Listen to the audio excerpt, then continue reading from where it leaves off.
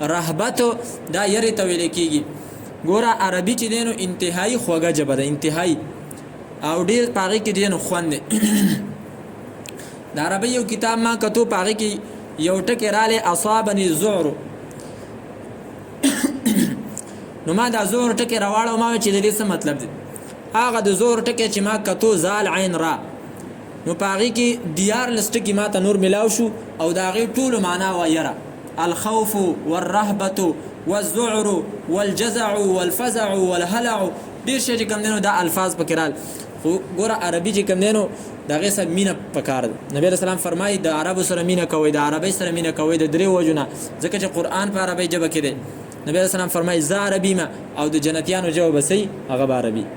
څومره خوند کوي چې سړی په هغه خبرو څه خبرې کوي چې کمې خبرې به نبي علیه الصلاة والسلام کولې. موږ وایو اوبه راوړه که نه، نو نبي علیه السلام خو به داسې نه ویلې ایتي بالماء، اوبه راوړه، دا ته وایې نو خوند کوي. د دې وجې نه حضرت عمر فرمایلي رضی الله عنه چې څوک عربي ویلی شي او هغه عربي نه وایي، نو د دې د وجې نه د هغه په زړه کې منافقت پیدا کېږي. عربي زموږ د دین ژبه ده، خو افسوس دا دی چې نن مسلمان په انګریزۍ باندې چې دی نو څه کوي، په هغې باندې فخر کوي. د انګریزۍ یو څو ټکي یاد کړي، د هغې سره چې دی نو ژبه تاوی را تاوی. زموږ استاد محترم الله دې وبخي، الله دې درجات اوچت کړي، هغه ویلو چې یاره ما ډېر کوشش وکړو چې انګریزي زده کړم، خو یې راته نه زده کېږي.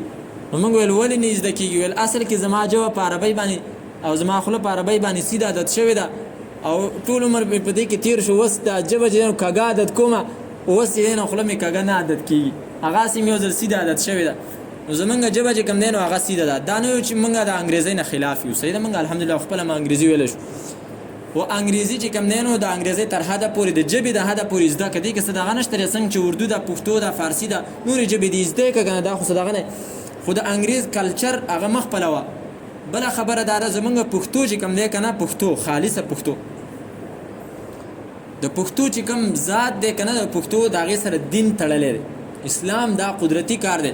د دې وجې نه خپله ژبه په کور کې پرېښودل نه دي په کار.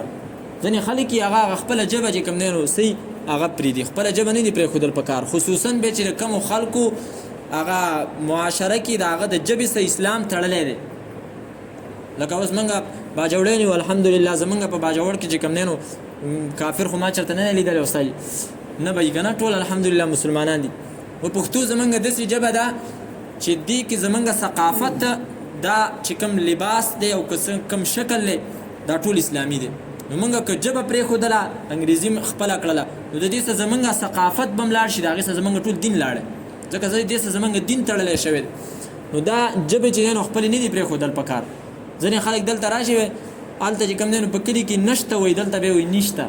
هلکه نشته بیا څه وایي، خو خپله د پلار نیکه ژبه راټینګه کړه که نه، نشته وایه دا چې چا هغه ده هغه خوښ هم ده، خو مطلب دا دی چې بل نه مه متاثره کېږي. ځینې زمونږ چې کوم دی نو ملګري هغه د انګریزانو نه متاثره کېږي، نو د هغه په شانته بیا چې کوم دی نو پینټ شرټ اغوستی، بیا د هغه په شانته سباله چې نو مخ هغسې کړی.